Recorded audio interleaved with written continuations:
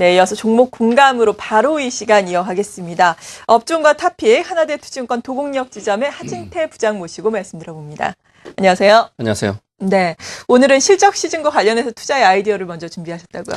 예, 실적 시즌 조금 전에 우리 이성호 부장께서 뭐 좀 안 좋은 부분도 알고 있고 기대치에 대한 얘기들을 많이 했습니다. 근데 예. 오늘 화학주를 한번 말씀드리려고 그러는데요. 이미 화학주는 기대치가 많이 낮아져 있습니다. 그래서 조금만 좋아져도 우리의 눈높이를 좀 맞출 수 있는 그런 부분인 것 같은데요.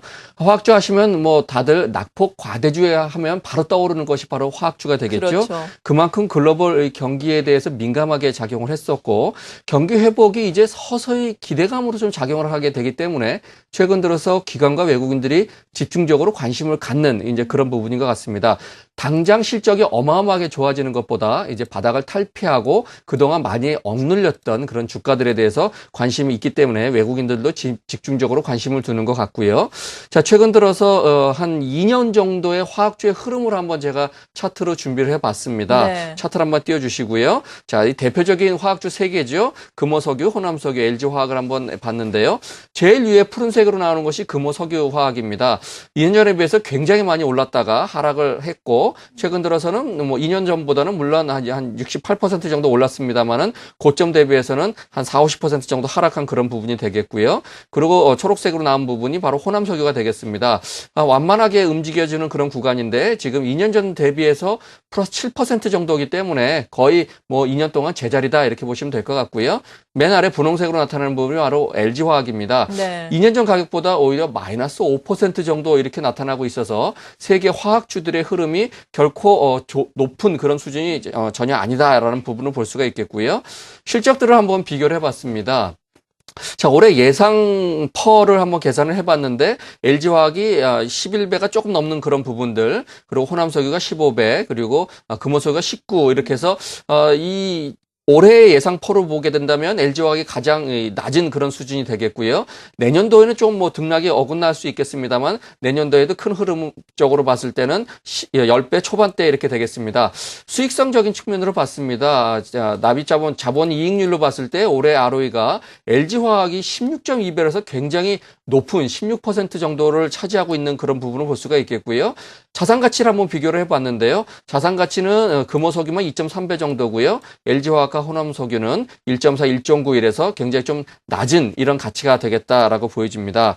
자, 그러면 실질적으로 최근 들어서의 수급을 한번 봤습니다. 네. 9월달 들어서 외국인과 기관의 수급을 한번 봤는데요. 자, 시가총액 기준으로 본다면 LG화학이 한 22조 정도 되기 때문에 호남석유의 한 2.6배 정도, 금호석유의 한 6배 정도 됩니다. 그걸 감안해서 보게 된다면 LG화학이 64만 주 정도 그래서 외국인들이 한 2,100억 정도 매수를 했고요. 호남석유는 20만 주에서 570억인데 이거를 시가총액 기준으로 해서 LG화학과 비교한다면 한 1,480억 정도 이렇게 된다. 그래도 LG화학이 더 많은 걸 볼 수가 있겠죠. 금호석유는 외국인들이 조금 매도하는 그런 기준이고 오늘 부분은 제외가 된 겁니다. 그리고 기관은 좀 상황이 다릅니다. LG화학이 750억 정도에서 한 22만 주 정도 매수를 했는데 호남석유가 25만 주 670억이에요. 이거를 시가총액으로 비교한다면 한 1,700억 정도 매수한 거나 다름없다. 금호석유는 더 많죠? 절대 금액도 770억 그래서 굉장히 많은데요. 뭐 LG화학과 시가총액으로 비교하면 4,600억 정도 매수한 정도의 그런 상황입니다. 결과적으로 놓고 보게 된다면 외국인들은 LG화학에 집중한 걸 볼 수가 있겠고요. 기관 투자가는 호남석유와 금호석유화학에 집중적으로 매수 포인트를 보인 걸 볼 수가 있습니다. 자, 이 하락률은 이 최고가 대비해서 LG화학과 호남석유가 한 40% 중반대, 금호석유는 한 50% 정도 하락을 했기 때문에 역시 모두 다 낙폭 과대인 것은 맞는 상황인 것 같다. 이렇게 좀 말씀드릴 수가 있겠습니다. 네, 화학주들 대부분 낙폭 과대이고 거기에다가 많이 기대감이 낮아졌기 때문에 조금만 괜찮게 나와도 또 시장의 기대치가 워낙에 낮아져서 괜찮을 것이다라고 말씀해 주셨습니다. 대표적인 종목들의 흐름도 쭉 살펴주셨는데 외국인과 기관이 선호하는 종목이 좀 엇갈리는 양상이거든요. 개인의 입장에서는 어떤 종목을 들어가면 더 좋을까요? 아무라 그래도 지금 뭐 힘 있는 데가 되는데 예. 기관 투자가는 한두 종목을 몰아서 좀 하는 경향이 있고요. 외국인은 전체적으로는 이렇게 좀 흐름을 가져가는 그런 부분이 있는데요.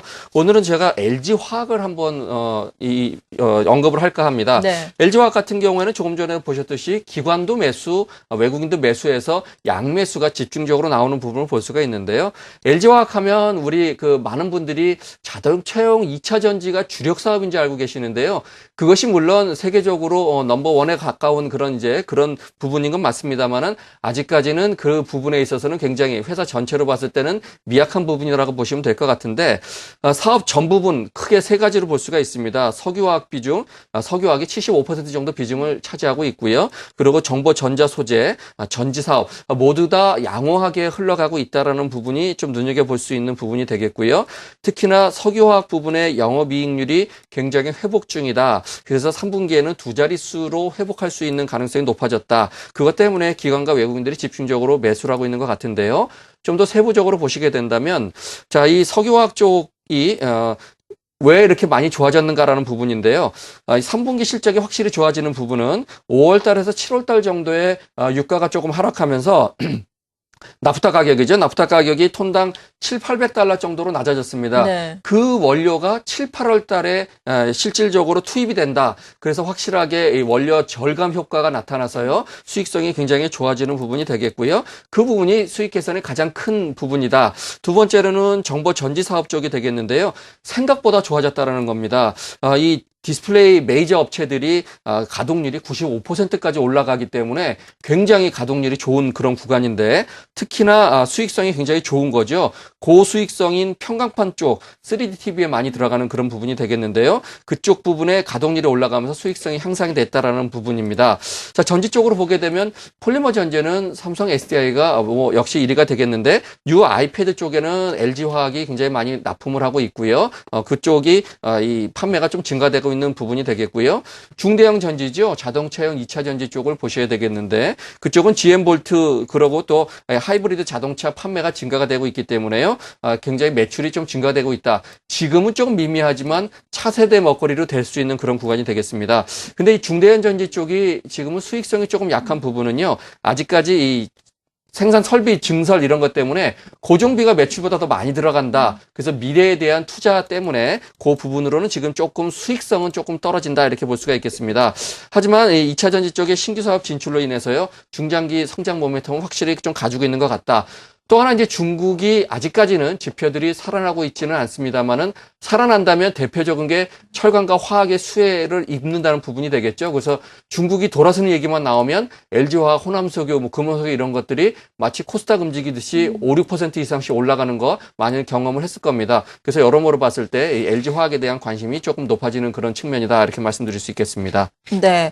중국이 정말 좋아진다면은 철강이라든지 말씀하신 것처럼 화학주도 확 오를 수 있을 텐데요. 지금은 물론 중국 경기 아직도 좋지 않지만 그래도 워낙에 이런 종목들이 많이 하락을 했고 또 특히나 말씀해 주신 화학주 같은 경우에는 LG화학 특히 3분기 실적이 괜찮을 것이다라는 기대감으로 인해서 그래도 조금 상승을 하고 있습니다.